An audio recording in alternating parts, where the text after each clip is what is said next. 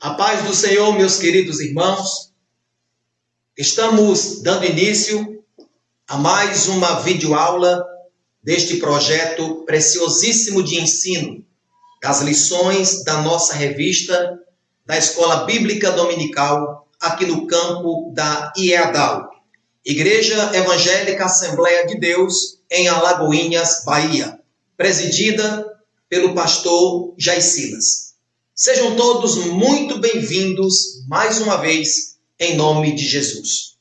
Na live de hoje, estudaremos a lição de número 4, que será ensinada no próximo domingo, dia 25 de julho, cujo título nos diz: Elias e os profetas de Azerá e Baal. Lembrando que estamos no terceiro trimestre de 2021, cujo tema central da revista é o plano de Deus para Israel em meio à infidelidade da nação, as correções e os ensinamentos divinos no período dos reis de Israel. Nesta lição, veremos como Elias desafiou corajosamente a idolatria em Israel, como orava de modo simples, mas cheio de confiança. E como, apesar de tudo que fez, expôs sua humanidade ao cair em desânimo. O texto áureo nos diz: Então caiu o fogo do Senhor e consumiu o holocausto e a lenha e as pedras e o pó e lambeu a água que estava. Versículo 38. A verdade prática: o Senhor sustenta com sua forte mão todos os que estão dispostos a proclamar a verdade de que Ele é o único Deus digno de adoração. A leitura bíblica em classe encontra-se no primeiro livro de Reis, capítulo de número 18, do versículo 22 ao 24. E na sequência, os versículos 26, 29, 30, 38 e 39. Após capítulo 19, versículo 8 ao 14. Objetivo geral. É muito importante que o professor frise na sua sala acerca deste objetivo, que é revelar que Deus opera milagres através de seus filhos, em plenos dias que nós estamos vivendo, século 21, mas o nosso Deus não mudou. Continua operando milagres através de seus filhos. Queridos professores, eu quero chamá-los a atenção para com os objetivos específicos, porque é importante que vocês frisem bem também com seus alunos acerca dos mesmos. Primeiro, salientar que é necessário e urgente enfrentar o pecado. Olha só, é necessário e urgente nesses dias difíceis e trabalhosos, mas é preciso enfrentar o pecado. O segundo objetivo específico é relatar que Deus responde às nossas súplicas. Ele não mudou. O terceiro, expor as fragilidades do ser humano. E para ministrar o ensino desta lição, está conosco, mais uma vez, o nosso pastor presidente das Assembleias de Deus aqui no campo de Alagoinhas, pastor Jair Silas. A paz do Senhor, pastor. A paz do Senhor, pastor Emílio, a paz do Senhor, evangelista Francisco. Também a nossa saudação de paz a todos os irmãos que estão agora aí no Facebook da nossa igreja. Que Deus abençoe. É um prazer estar mais uma vez aqui, pastor Emílio, para trazermos a palavra do Senhor. Amém. É verdade, meu pastor. E o primeiro secretário da nossa igreja, o evangelista Francisco Brito. A paz do Senhor, companheiro. A paz do Senhor, pastor Emílio, a paz do Senhor, pastor Jair, a todos os irmãos que estão nos acompanhando. Que Deus abençoe a todos e que tenhamos mais um momento de aprendizado na presença do Senhor. Amém. Já quero aproveitar e pedir ao Senhor para fazer essa oração em nome de Jesus. Oremos. Santo Deus, eterno Pai de nosso Senhor e Salvador Jesus Cristo, te agradecemos por este momento, mais este momento em tua presença, que possamos, meu Senhor amado, aprender um pouco mais de ti através dessa lição. Que os professores sejam instrumentalizados, recebendo subsídios, meu Pai, para levar as suas classes. Sê conosco, em nome de Jesus, nós te pedimos e te agradecemos. Amém. Amém. Queridos professores, sugerimos que na introdução falem sobre o grande perigo quando se racionaliza os milagres de Deus. Infelizmente, ainda há cristãos que têm dúvidas a esse respeito, quando a Bíblia revela que esses milagres são reais. Portanto, entendo, pastor Jair, que a pergunta que não quer calar: Deus ainda opera milagres hoje? Sim, pastor Emílio, com certeza. Primeiro, porque Deus não mudou. Segundo, porque a igreja do Senhor Jesus, ela foi incumbida pelo Senhor de estar realizando proezas, milagres, maravilhas, como um sinal, como uma confirmação, né? Inclusive da operação de Deus em meio à igreja, né? Isso a gente pode observar, né, em Marcos 16, onde está, a partir do verso 15, quando o Senhor ordenou e pregava o evangelho, né, a toda criatura, e ele fala no versículo 17: e esses sinais seguirão aos que crerem. Em meu nome expulsarão demônios, falarão novas línguas, pegarão na serpente, se beberem alguma coisa mortífera, não lhes fará dano algum, imporão as mãos sobre os enfermos e os curarão. E aí, junto a isso aí, está outros feitos de Deus que acontecem. Né? Eu sou testemunho na minha vida de milagre de Deus. Né? Então, o milagre é para hoje, é para esse tempo, não cessou, né, com os apóstolos, a igreja primitiva, mas continua vivo, né, essa realidade da operação de milagres ainda no meio e por meio da igreja. Glória a Deus. E interessante que o verso que o senhor acabou de falar, e por sinal recitar, de número 17, do capítulo 16 de Marcos, o Senhor Jesus disse que os sinais seguirão aos que crerem. Então, não são os que crerem que correrão atrás dos sinais, mas os sinais é quem seguirão. Glória a Deus. Muito bem. Queridos, o ponto central da lição nos diz: o Senhor sempre intervém a nosso favor diante das adversidades. E o primeiro tópico, você que está nos acompanhando,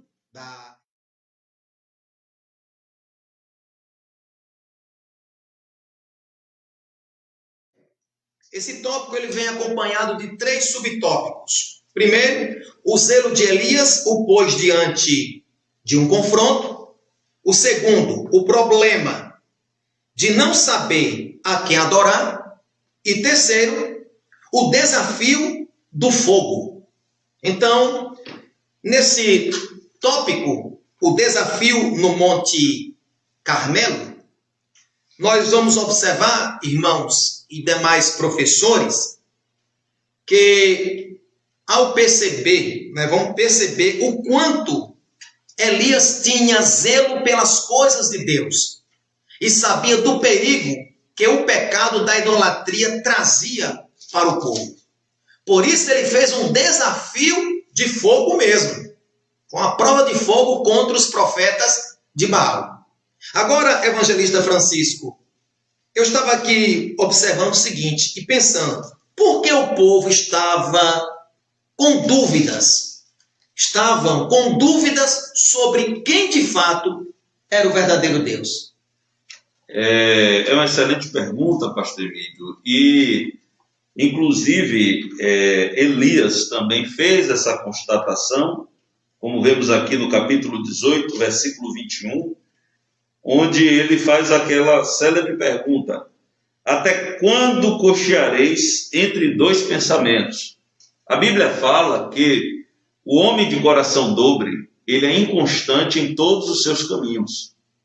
Então, o que acontece é que ali Israel vinha de uma tradição que era correta de adorar a Deus, e Deus guardou o seu remanescente fiel, que a gente vai ver no decorrer da lição, né?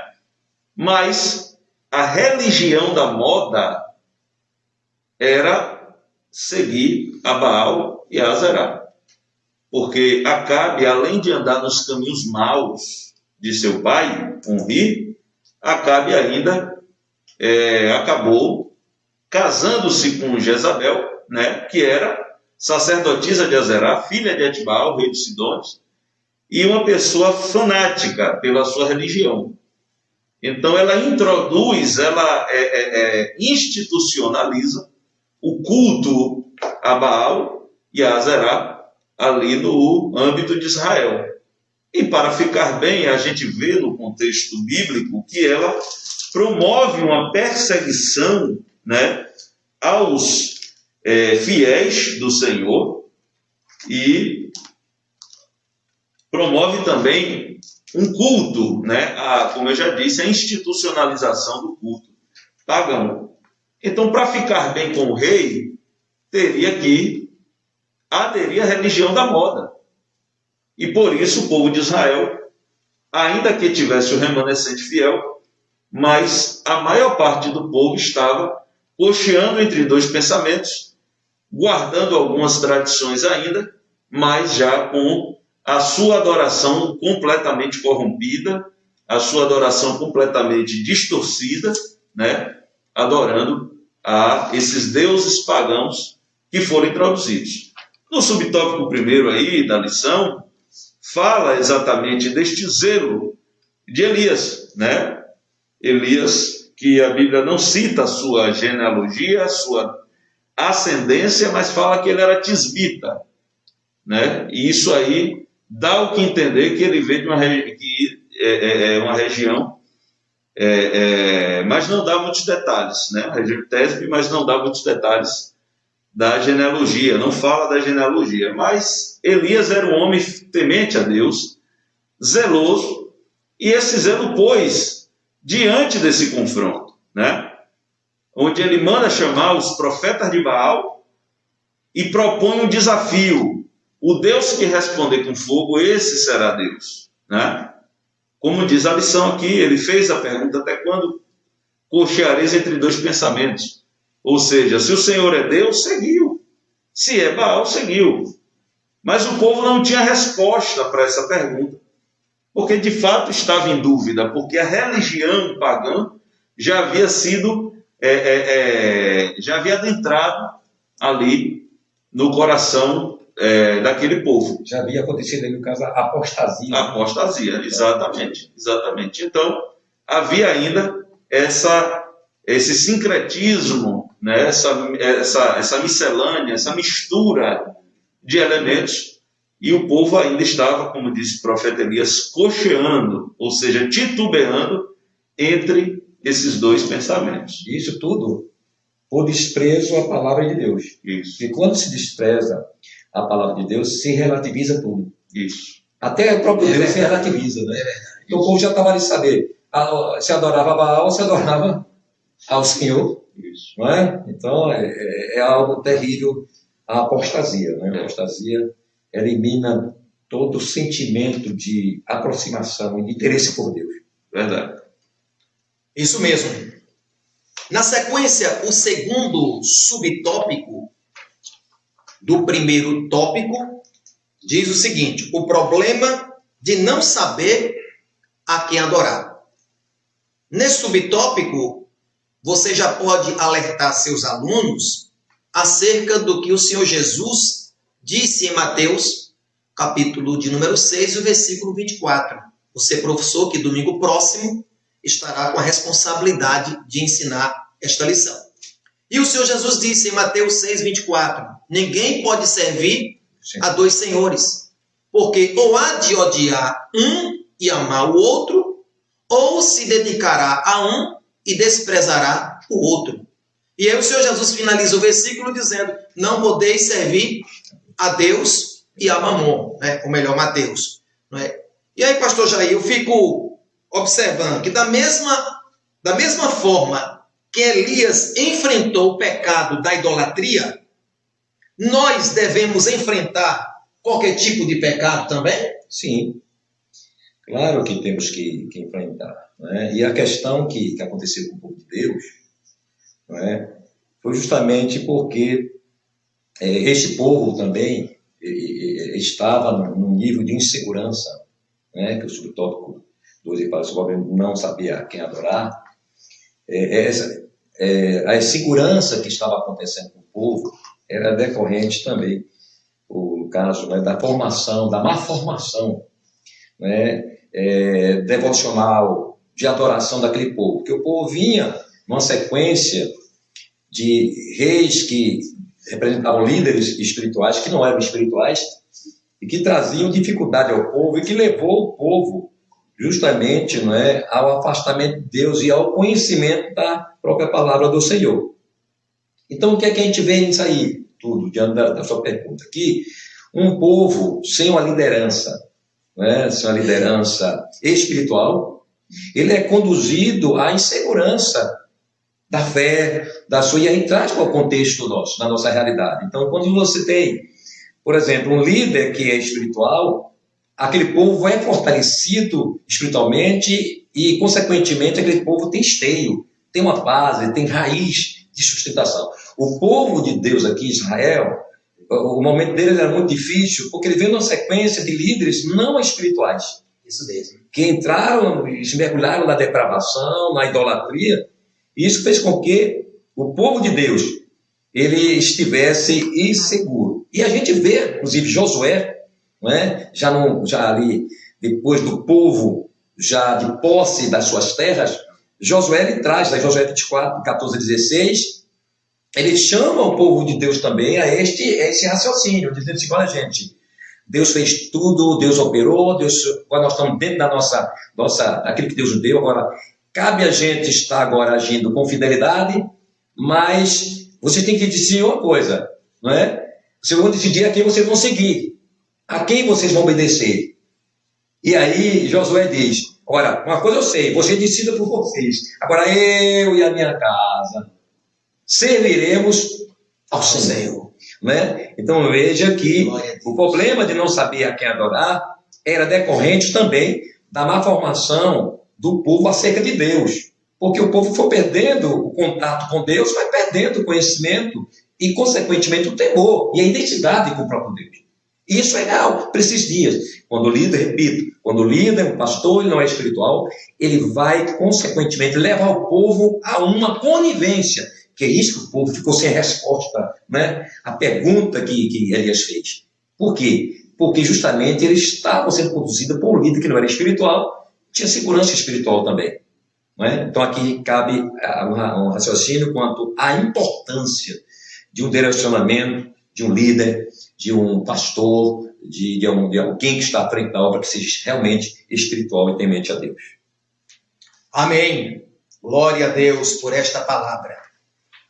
O desafio do fogo é o terceiro subtópico do primeiro tópico. Vale a pena salientar, nós estamos estudando os subtópicos do primeiro tópico, que está subordinado ao título O Desafio no Monte Carmelo. E esse terceiro subtópico, o desafio do fogo. E grande foi esse desafio, evangelista Francisco. O Deus que respondesse com fogo deveria ser adorado. É verdade. É um desafio, e aí eu já trago aqui uma informação importante, né, que a gente vai discorrer melhor no segundo tópico. Mas esse desafio, ele não foi proposto a partir do coração de Elias, mas Elias fez tudo direcionado por Deus. Isso mesmo. Né? No segundo tópico a gente vai discorrer melhor sobre isso, mas só para deixar esse ponto estabelecido, né? O desafio foi posto, e a lição diz aqui que os que andam com Deus não precisam desafiá-lo para testarem sua lealdade e amor. Tais pessoas são tão íntimas de Deus que são impelidas, guiadas, conduzidas de seu coração para aquilo que o Senhor quer fazer. E é exatamente isso que dissemos. Então não foi a vontade de Elias, mas a do próprio Deus, né, para demonstrar mais uma vez ao povo de Israel que ele é o Deus fiel. O nosso irmão Charles, da congregação do 2 de julho, pastores, ele pergunta qual é a evidência de apostasia nos dias de hoje. E nós temos que, primeiro, compreender o que é apostasia, que é o afastamento voluntário dos caminhos do Senhor. É você preferir ir na contramão de Deus. E exatamente o que aconteceu ali, Israel preferiu aderir. Israel conhecia quem era Deus. O povo de Israel conhecia quem era Deus. Né? Vivenciaram tantas experiências. Vivenciaram milagres, né? Viram milagres. O testemunho oral passado de pai para filho era muito forte na cultura judaica, né? E Deus se manifestava no meio do seu povo. E a gente vê, meu Evangelho Francisco, inclusive, permita, Sim. Lá em outro episódio, está registrado em Êxodo 32, Sim. quando o povo ali deliberadamente, ele decidiu, não, sabendo que foi Deus que conduziu eles ali, não, faça um Deus aí para a gente adorar. Aí depois, eles sabendo que foi Deus que fez toda aquela vitória de sair com mão de força de Deus, com um braço de ferro de Deus, foi tirado ali, eles lá dizem assim, não, quem nos tirou do Egito foi o bezerro. Exatamente. Então, o conceito é exatamente esse, é de afastamento de Deus, né, com Charles. Então, os sintomas de apostasia de hoje são vários. Uma geração voltada cada vez mais para o seu próprio ventre, como disse Paulo aos Filipenses, né, são os inimigos da cruz de Cristo.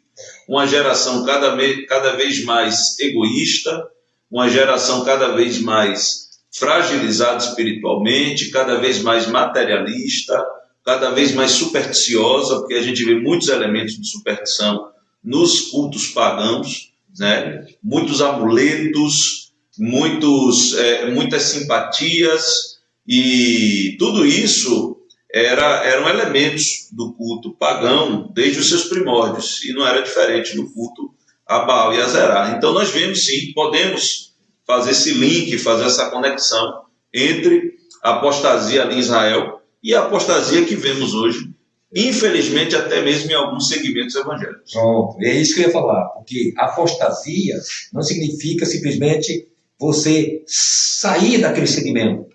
Você pode estar dentro do segmento e estar apostado.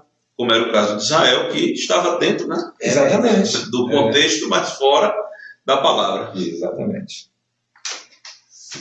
Tá aí, queridos, diletos irmãos, professores, que o Espírito Santo continue aplicando esta palavra em cada coração nesta noite, em nome de Jesus. Na sequência, o segundo tópico da nossa lição, a oração de Elias, que também vem acompanhado por 3 subtópicos.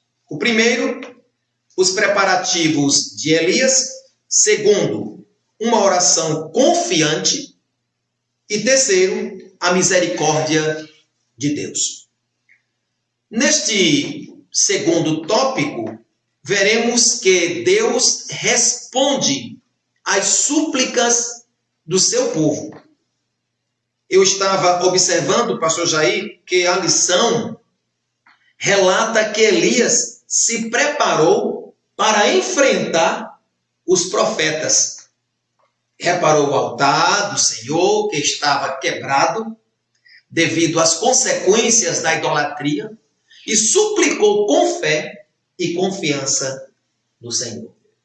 Pastor Emílio, não há como entrar numa batalha, no confronto espiritual, se não houver o preparo, se não houver, vamos dizer assim, uma capacitação, vamos dizer assim, para o enfrentamento. Primeira coisa. Então, ninguém entra numa batalha sem se preparar. Se vai haver uma guerra, aquele país, ele se prepara. Primeiro ele investiga quem é o inimigo, ele observa quem é o inimigo, para poder enfrentar aquela batalha. Elias, ele entrou neste confronto sabendo com quem ele iria enfrentar. Ele tinha certeza disso. Quando o evangelista falou que Elias, ele foi guiado por Deus, ou seja, Elias, ele tomou para si a responsabilidade, mas porque ele conhecia Deus e Deus já tinha revelado a ele, mostrado a ele qual era o problema do povo. O altar estava destruído pela idolatria. Então, o altar, que é a nossa vida, aí a gente contextualiza, ele pode ser destruído, deteriorado pela idolatria, que não simplesmente pode ser uma idolatria física, de algo físico, de um ídolo em si, do paganismo. Mas eu posso criar também internamente, no meu coração, no meu pensamento, um tipo de idolatria camuflada. Isso mesmo. Camuflada. Então, o enfrentamento de Elias, a iniciativa de reparar o altar, foi interessante, e é interessante para nós, de que ninguém pode enfrentar uma batalha espiritual de qualquer forma. A igreja, o enfrentamento dela é espiritual. Paulo fala isso, que nossa luta não é contra a carne nem contra o sangue, mas sim contra potestades, que estão nas regiões celestiais. Então, nosso enfrentamento, que é com as forças espirituais do mal, nós temos que estar com a nossa vida preparada. O altar tem que estar preparado. Eu não posso preparar na hora da luta, eu tenho que preparar antes. Então, se eu vou para o evangelismo, aí eu contextualizo para o entendimento dos professores e todos que estão aqui a assistir e a participar, de que se eu vou ao evangelismo, por exemplo, eu tenho que orar, eu tenho que consagrar, eu tenho que estar ali preparado espiritualmente, que eu vou a uma batalha, eu não vou simplesmente soltar palavras, eu vou guerrear mesmo. É verdade. Elias sabia disso. Ele disse, olha, eu não posso usar esse mesmo altar. Sabia onde estava entrando. Ora, exatamente. E ele disse assim, também, já sei como vou, quem são meus inimigos, quem é que está aí nesse confronto, e eu vou, no entanto, preparado. Então, uma coisa que ele falou, preparei o altar. Pronto, o altar é onde iria ser feito o sacrifício, aonde Deus iria manifestar a sua aprovação, mostrando que ele era Deus. Então, a nossa vida tem que ser observada justamente nessa questão do preparo. Outra coisa também, em 2 Coríntios 10:4, Paulo fala sobre as armas na nossa milícia. Essa batalha enfrentada por Elias não foi uma batalha simples. Elias estava preparado de oração, estava coberto espiritualmente. As armas que ele enfrentou ali não foi... É verdade que depois da demonstração do poder de Deus, ele ali com uma ordem que recebeu de Deus, ele destruiu e matou mesmo os profetas assim, Baal de Azerá. Então, é o que eu quero dizer. Mas as armas do enfrentamento, de mostrar ali quem era Deus, ele mostrou aqui. Foi o altar preparado, o fogo que caiu e mostrou que Deus é Deus. Então, meu irmão, quanto à questão dos preparativos, ele é importante, necessário antes de qualquer batalha. Antes de qualquer batalha, Quando o Senhor Jesus, ele fundou a igreja, ele disse o quê? Ficai em Jerusalém, até que do alto vocês recebam a virtude do Espírito Santo que há descer sobre vós. Depois dali, você vê que saíram destruindo o inferno. Eles enfrentaram de alma aberta, não. Foi fechado mesmo ali, preso, no sentido assim, cercado de um armamento espiritual grandioso, cheios de poder. Elias estava cheio do poder, irmão, da unção de Deus. E ele puxar para si o desafio daquele certo assim, bora ver agora quem é Deus. E quando a gente vai evangelizar, a gente vai mostrar quem é Deus. Quando a gente vai pregar, a gente vai pregar mostrando Deus na nossa pregação. É verdade. Mas se você não tiver preparo, meu amigo, imagina na evangelização, alguém Alguém lá se manifesta, meu Deus, e aí? Sai correndo. E aí alguém sai correndo. Exatamente. Misericórdia. Verdade. Amém, queridos irmãos? Na sequência, o segundo subtópico, uma oração confiante. E nós sabemos que para ver o milagre de Deus, é preciso exercitar a fé. A situação aqui era muito delicada, até porque o profeta Elias estava colocando a sua própria vida em risco. E aí, evangelista Francisco, aprendemos com esse episódio que quando exercitamos a nossa fé no Senhor, Ele responde nossas orações e nos livra de qualquer adversidade. E foi isso que a gente viu. Verdade. E um ponto que a lição nos mostra é que a oração de Elias foi uma oração simples, curta, diferente das orações dos profetas de Baal, que passaram, ergueram a voz e ali fizeram todas as suas danças e se retalharam e derramaram sangue sobre si. Mas Elias não, foi uma oração muito simples e curta. E a lição nos mostra que isso demonstra que não são necessárias cerimônias especiais, sacrifícios ou mutilações. Basta o exercício da fé no verdadeiro Deus. É verdade. E aí me faz lembrar a palavra de Samuel a Saul, quando Samuel disse: tem tanto prazer o Senhor em sacrifícios, quanto em que se obedeça a sua palavra. Eis que obedecer é melhor do que o sacrificar, e o atender melhor do que a gordura dos carneiros, né? O outro ponto a se destacar, que eu disse que falaria nesse subtópico, é que muitos falsos ensinadores da teologia da confissão positiva, eles distorcem o que está escrito em 1 Reis 17:1, quando Elias profetizou a seca, que Elias disse a Acabe: vive o Senhor Deus de Israel, perante cuja face estou, que nestes anos nem orvalho nem chuva haverá, senão segundo a minha palavra. E aqui eles dizem que Elias determinou a seca, mas não é assim que a Bíblia ensina. E na oração de Elias, nós vamos ver aqui no capítulo 18, versículo 36, Elias, ele dizer: ó Senhor, Deus de Abraão, de Isaque e de Israel. Aqui o primeiro ponto, ele está recorrendo e demonstrando em sua oração que estava orando ao mesmo Deus que havia livrado o povo do Egito.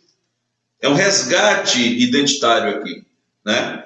E aí ele segue na sua oração: manifeste-se hoje que tu és Deus em Israel, e que eu sou teu servo, e que conforme a tua palavra fiz estas coisas. Então, quando Elias vai a Acabe e diz: não choverá senão segundo a minha palavra, o que Elias estava dizendo foi: só vai chover quando eu te disser que vai chover. Mas quem vai me orientar a te dizer que vai chover é Deus. E isso não é determinar. Senão Tiago estaria errado quando ensina claramente contra esta teologia nefasta e diz: não diga faremos isso ou aquilo. Em lugar disso, devias dizer: se o Senhor quiser e se vivermos, faremos isto ou aquilo. E uma coisa importante aí é que existia uma comunhão muito íntima entre Elias e Deus. Exatamente. Muito íntima. Então Elias, quando ele fala, ele está sendo ordenado por Deus, Deus já tinha conversado com ele. Isso. Não é simplesmente assim, partiu dele, vai acontecer isso, vai acontecer aquilo. Não é? Então é realmente algo que nos chama a atenção. Exatamente. E que não haja essa distorção que se coloca. E que não haja essa distorção. E para concluir, nessa oração ele ainda, no versículo seguinte, o 37, ele diz: responde-me, Senhor, para que este povo conheça que tu, Senhor, és Deus e que tu fizeste tornar o seu coração para trás. Só que, como foi bem dito, né, pelo pastor Jair. O altar, e o senhor falou também, pastor Emílio, o altar ele estava quebrado e foi reparado, é um conserto, né?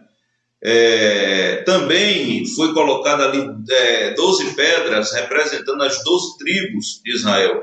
Fala-se de identidade, todo povo tem a sua identidade, né? É por isso que a sã doutrina ela sempre produzirá bons costumes, né? Os bons costumes trazem identidade, são uma construção identitária de um povo e são advindos da sã doutrina, né? E foram 12 pedras, exatamente trazendo esse resgate, né? Nós somos Israel de Deus. E a questão da água, né? A água ela sempre tem a sua representação de purificação, de esperança, de vida. E aí o Senhor, por sua infinita misericórdia, ele atende a oração, né? Conforme veremos em seguida. Amém. Maravilha. Glória a Deus. O terceiro subtópico, a misericórdia de Deus. Deus é misericordioso. E se nosso propósito estiver alinhado com o dele, veremos um milagre. Até porque naquela ocasião, pastor Jair, o desejo de Deus era que seu povo se voltasse para ele através daquela demonstração de poder. Sim. Não é verdade? É verdade. Quando o senhor diz assim, que as misericórdias, ou a misericórdia de Deus, ela está aliada aquilo que, a sua vontade e aquilo que nós também apresentamos para ele, como servos de Deus. Mas nós vimos algumas coisas interessantes na trajetória de Israel, como este caso do próprio Elias, e como também, vamos citar aqui, Joel. A gente vê ali a ação misericordiosa de Deus, Deus mandando todo um castigo, mas Deus disse, olha, se vocês se aliarem comigo, se vocês voltarem, a minha misericórdia vai estar aí. Eu tenho um texto aqui, deixa eu ver se aqui, acho ele. Pronto, aqui. Em Joel 2, verso 12 ao 14, olha que coisa linda. Ainda assim, agora mesmo, diz o Senhor, convertei-vos a mim, de todo o vosso coração, isso com jejuns, e com choro, e com pranto, e rasgai o vosso coração e não as vossas vestes. E convertei-vos do Senhor vosso Deus, porque Ele é misericordioso, e compassivo, e tardio em irar-se, e grande em beneficência, e se arrepende do mal. Aí vem agora a misericórdia. Quem sabe se voltará e se arrependerá e deixará sobre si uma bênção em oferta de manjar e libação para o Senhor vosso Deus. Então a gente vê realmente o seguinte, que quando os propósitos, e aí a gente vai para a questão profética, das promessas de Deus para Israel. Porque o que acontecia com Israel, essa misericórdia de Deus estava aliada, não era aquela geração em si, não. Era o Deus de Abraão, Deus de Isaac, Deus de Jacó. Olhe bem, sempre frisa isso. Então havia um plano divino estabelecido. Então Deus, ele chamava o povo ao arrependimento, mas chamava esse povo e quebrantava ali, quer seja por castigos diversos, utilizando gafanhoto, seca, ou utilizando do exílio. Mas Deus, ele trabalhava o seu povo em decorrência das promessas que ele tinha, ou seja, Deus mostrando sempre, ainda que sejamos infiéis, Deus permanece fiel nas suas promessas, não é fiel à infidelidade, isso. Mas as suas promessas e o seu caráter de Deus, que não mente. Então ele é fiel mesmo, ele é fiel àqueles que permanecem fiel a ele. Então, meu querido irmão, pastor Emílio, então a gente vê nessa situação da misericórdia de Deus, ela sempre está latente, ela é latente. Mas a misericórdia de Deus precisa encontrar lugar para operar. Não é uma misericórdia irresponsável. Por exemplo, se a gente tem um filho e esse filho é rebelde, você disciplina ele por misericórdia. Misericórdia, misericórdia, misericórdia. Mas chega um tempo, se aquele filho, ele não atenta para sua misericórdia, chega um momento que por mais amor que você tenha, você cruza o braço e diz, meu Deus, é com o Senhor. Ou seja, a sua misericórdia de pai, tem um momento que você não tem para onde ir mais. Deus também, a sua misericórdia já é sem fim. Mas aí tem um detalhe, diz, para aqueles que ama ele, para aquele que obedece a ele, aquele que volta para ele. Né? Então essa misericórdia aqui para o povo de Israel é uma coisa maravilhosa, porque isso aí foi uma coisa constante.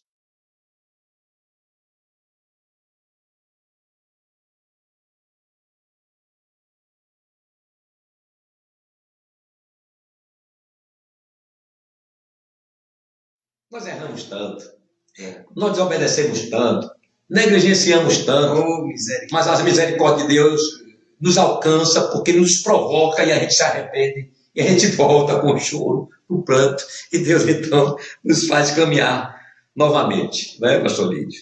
Amém, é verdade. E o comentarista, ele diz que Deus estava dando a Israel uma nova oportunidade de comunhão. Isso, exatamente. Quando fez o fogo descer, consumiu o holocausto, a lenha, as pedras, o pó. Então, o Senhor estava ali manifestando outra vez a comprovação da sua fidelidade e dando a dizer, estou dando a você a segunda chance. Uma outra oportunidade de vocês se redimirem. Exatamente. E Deus não precisava fazer isso. Não, Deus não precisava fazer isso.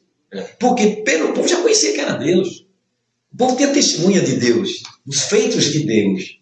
Não é? Então é algo assim, só quem explica realmente é Deus, para explicar a sua misericórdia, né? Que Deus nos ajude e conceda essas misericórdias, suas misericórdias sobre nós. É verdade, somente Deus. O terceiro tópico da nossa lição, Elias em Horebe. Ele também está acompanhado de 3 subtópicos. O primeiro, os efeitos e a exaustão do profeta. Segundo, o pedido para morrer. E terceiro, a resposta de Deus. E nesse primeiro subtópico do terceiro tópico, os efeitos e a exaustão do profeta, nós observamos, eu trouxe até aqui alguns pontos que está na revista, das qualidades, não é? As qualidades, as realizações. Foi Elias, o profeta Elias, foi o mais famoso e dramático profeta de Israel. Predisse o princípio e o fim de uma seca de 3 anos, direcionado por Deus. Foi usado por Deus para ressuscitar um filho morto e devolvê-lo à sua mãe. Representou Deus em uma disputa com sacerdotes de Baal e Azerá. Estava com Moisés no episódio da transfiguração de Jesus no Novo Testamento. E diante deste cenário vitorioso e extraordinário, percebemos, evangelista Francisco, que o profeta Elias se mostra exausto devido aos muitos embates espirituais. Até porque ele foi enviado para confrontar e não consolar. E aqui nós observamos a fragilidade do ser humano. É verdade. Paulo ele escreve aos Coríntios e quando ele fala da excelência do conhecimento de Deus, né, e que está em nós, ele diz, nós temos esse tesouro em vasos de barro para que a excelência do poder seja de Deus e não nosso. E Tiago, quando fala de Elias, ele diz, sujeito às mesmas paixões, ser humano tanto quanto nós, né? E cabe destacar, para contextualizar aqui os efeitos dessa exaustão, os feitos e a exaustão, que Elias, ele orou para que não chovesse, não choveu, depois orou para que chovesse, choveu, e a gente percebe que Elias, a sua intimidade com Deus foi tamanha, que ele passou a desejar o que Deus desejava. Isso é um reflexo de intimidade. Quando Jesus Cristo diz: se estiverdes em mim e as minhas palavras estiverem em vós, pedireis tudo o que pedirdes ao Pai, vos será concedido. Então, quando a gente está verdadeiramente em Jesus e Jesus está verdadeiramente em nós, a gente começa a desejar aquilo que Deus quer. A gente renuncia ao nosso eu, às nossas realizações pessoais e passa a querer o que Deus quer. Se não fosse assim, John Knox não faria a célebre oração: Senhor, dá-me a Escócia, senão eu morro. Né? Um homem que não pediu ouro, não pediu prata, pediu almas. Né? Isso é querer o que Deus quer. E depois desses grandes sucessos, dessas grandes vitórias e confrontos, o povo, à bem da verdade, declarou: só o Senhor é Deus. Os profetas de Baal e de Azerá, ao todo 850, foram mortos, mas Elias, ele enfrentou uma grande perseguição, uma ameaça, porque Acabe, novamente, ele faz saber a Jezabel, e aí a gente vê no 19, e aí demonstra mais uma vez, né? Versículo 1, Acabe faz saber a Jezabel tudo que Elias havia feito e como matar os profetas à espada. Então Jezabel mandou um mensageiro Elias a dizer-lhe: assim me façam os deuses de outro tanto, se der certo amanhã a estas horas não puser a tua vida como a de um deles. Aqui revela uma decepção do profeta, por quê? E aí eu lembro que um missionário amigo meu me contou certa feita que uma mulher chegou até ele com a filha enferma, e ele orou e Jesus curou a filha dele, da mulher. E ele pensou no seu íntimo: agora vai ficar fácil fazer o apelo. E quando fez o apelo, aquela mulher disse: eu sou muito grata pela minha filha ser curada, mas eu não quero aceitar Jesus. Sério? E isso, para esse companheiro que milita em outro país, ele me contando esse relato, isso para ele foi uma decepção muito grande, né? Porque quando a gente... E houve toda uma preparação, como já foi dito aqui, mas aí na hora de ver o avivamento, na hora de ver Acabe se converter, na hora de ver Acabe promover a restauração do culto a Deus, né? Aí a gente vê Acabe se acovardar novamente, Jezabel tomar as rédeas, tomar frente, e aquele avivamento esperado não chegou. Foi frustrante para ele. Frustrante, foi uma experiência muito frustrante. E aí a gente vê que Elias, tomado por esse desgosto, tomado por esse desânimo, né, ele foge e, enfim, né, ele acaba ali caindo numa desilusão muito grande, né, e aí vai entrar aí no tópico 2, conforme o nosso pastor vai falar, né, o desenrolar desta desilusão do profeta Elias. Isso mesmo, exatamente. Ele pede para morrer. Né? O pedido para morrer. Inclusive é o segundo subtópico do terceiro tópico da nossa lição. O mesmo homem que foi usado por Deus para ressuscitar um filho morto e devolvê-lo à sua mãe, agora tomado por uma tremenda angústia devido às perseguições e ameaças feitas por Jezabel, fez com que ele desejasse a morte. E agora, pastor Jair, como é que fica essa situação? Há pouco instante o senhor falou muito bem sobre a fragilidade humana. Um grande servo de Deus, um homem de uma autoridade espiritual extraordinária, um dos mais destacados da palavra da Bíblia, da história bíblica. A gente vê agora um homem, depois de tantos feitos, ele sentir-se tão pressionado. Aí o evangelista falou sobre a questão da exaustão, não é? Ele o tempo todo batendo na mesma tecla, e ver as coisas não acontecerem como ele previa, não é? Então aquilo ali foi altamente frustrante para o profeta Elias. Então mostra assim, ele agora, aquele homem, isso falou, o homem que ressuscita, não é? Através dele é ressuscitado o filho daquela mulher, ele agora não é? Diante de uma pressão muito forte, ele agora deseja morrer. Aí qual que diga o Senhor? Israel estava, olha a situação da autopiedade, como é perigoso isso. Ele esqueceu do povo de Israel, que estava ali sem liderança espiritual nenhuma. Ele esqueceu de que Deus tinha levantado ele como profeta. E agora eu quero é morrer. E vem cair a missão agora. Como é que faz? Aí Deus tem que levar ele o quê? Aí ele vai para a caverna, lá vai para a caverna. Né? Deus, naquele momento ali, reanima ele, se alimenta, toma algumas forças, mas só nesse preciso. Que continua, aí o Senhor vai tocar nesse ponto, mas a gente vê assim, que Deus foi buscar ele, foi restaurar ele na caverna. Onde ele foi parar? Na caverna. Ou seja, desejou morrer, aí Deus reanima aqui, mas mesmo aqui o problema não estava resolvido ainda não. Ainda foi para a caverna lá, na caverna, vou ver o que vai acontecer com a minha vida. Então, pastor Emílio, o que eu vejo é o seguinte, que a exaustão, o peso que um pastor, ele tem, eu digo, quando eu falo pastor, tem pastor e pastor.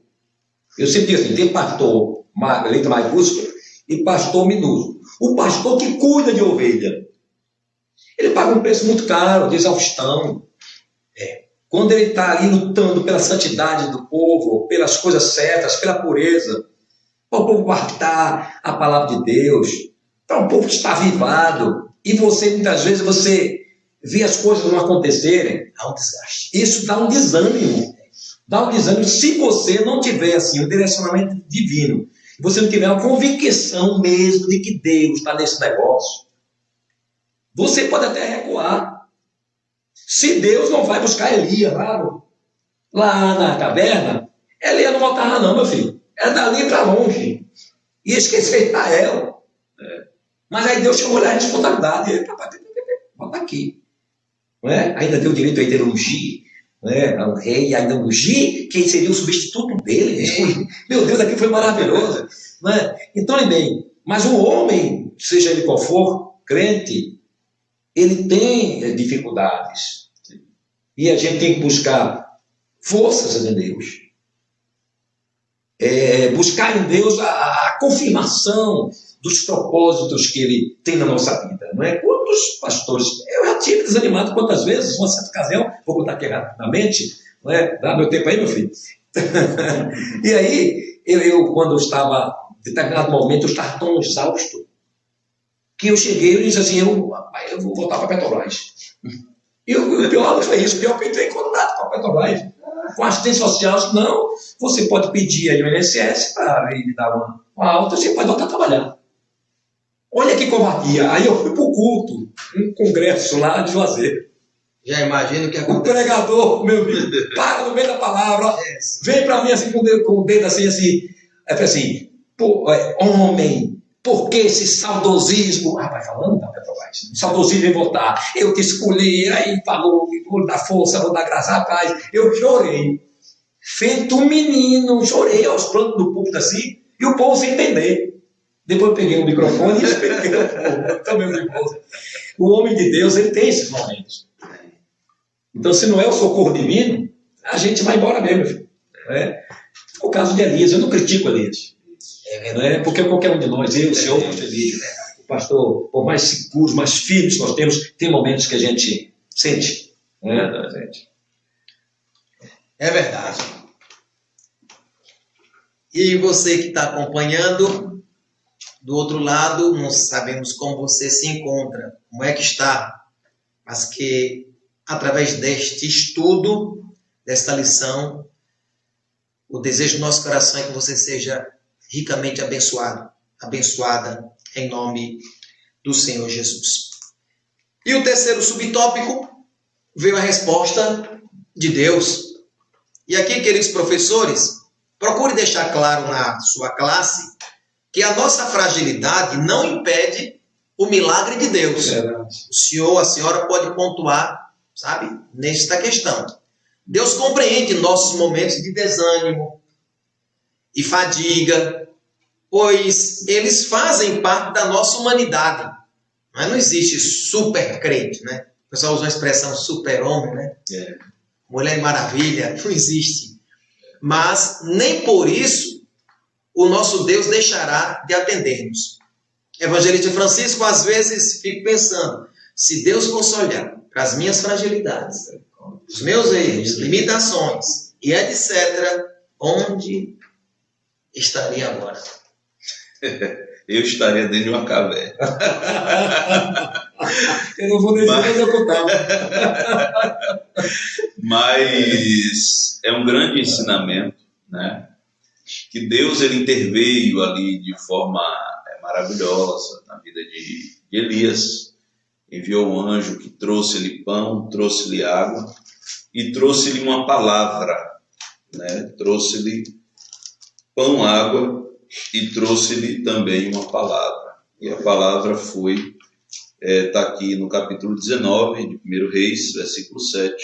E o anjo do Senhor tornou segunda vez e o tocou e disse: levanta-te e come, porque muito comprido te será o caminho. O final da nossa carreira é determinado por Deus, e eu deixo aqui essa mensagem para todos os que militam na obra. Temos esses momentos, né?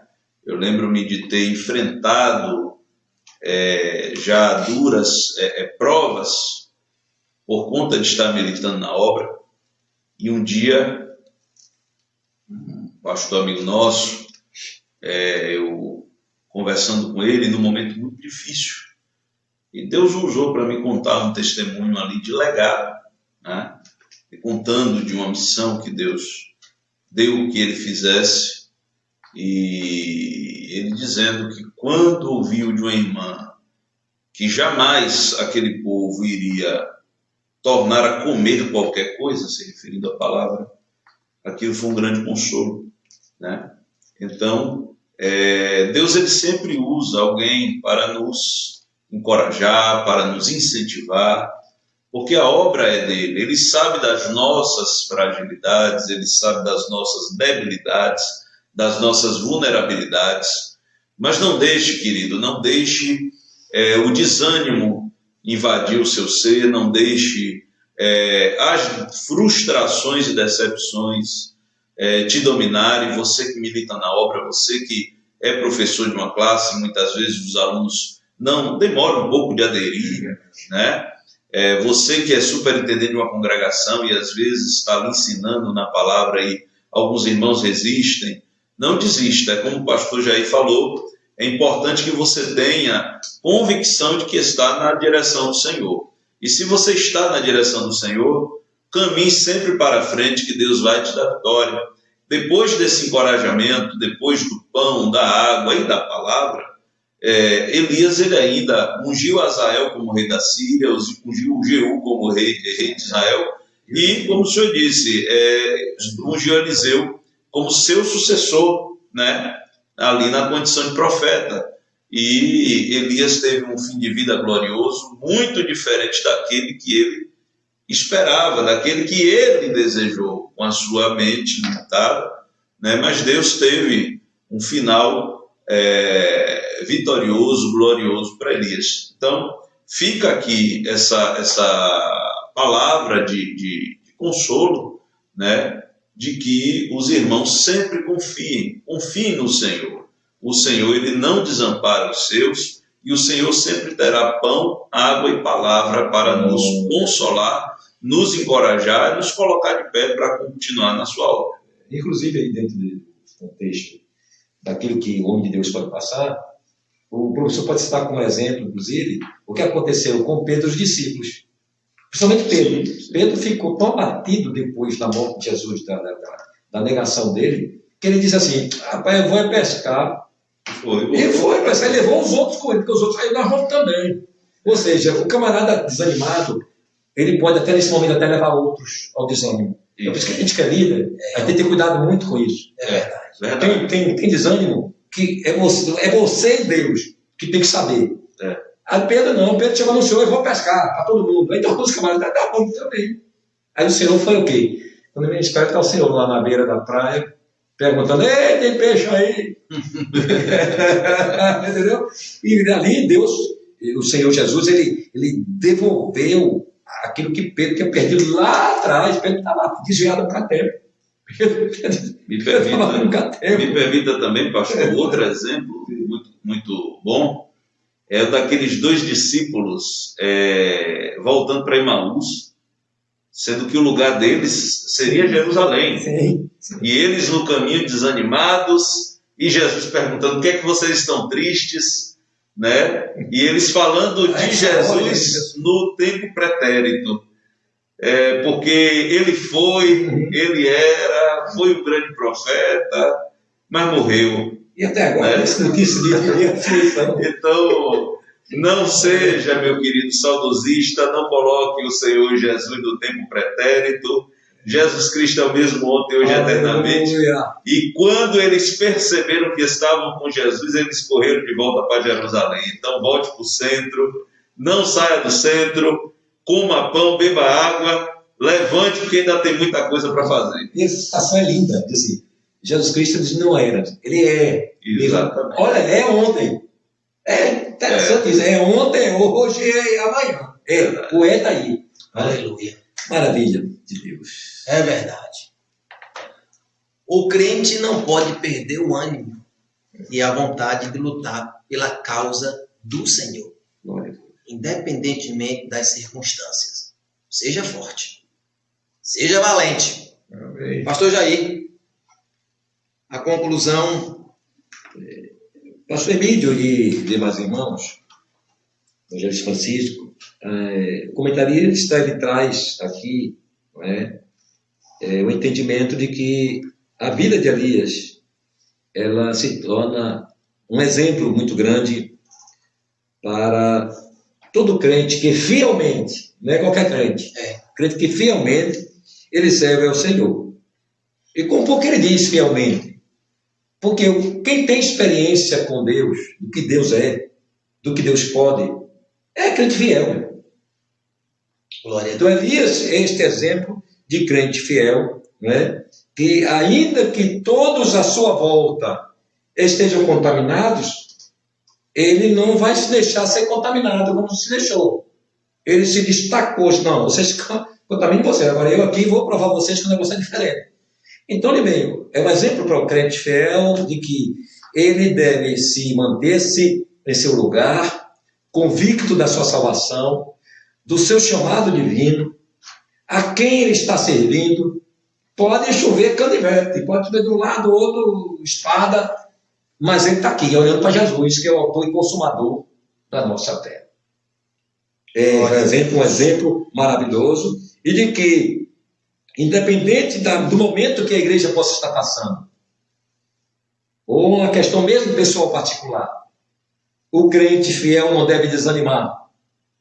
Ele deve lutar no sentido de orar, pedir graça a Deus. Você está vendo que uma igreja está fria, ore para Jesus avivar também primeiro, e aí daqui a pouco você será uma centelha que vai provocar um grande incêndio, na obra do Senhor. Então, meus irmãos, é um exemplo maravilhoso, e fica aqui quando ele encerra dizendo assim, que Elias é o exemplo do cuidado e da fidelidade de Deus, que quando o crente fiel decide seguir o que a palavra de Deus ensina e não aquilo que a maioria acha que está certo.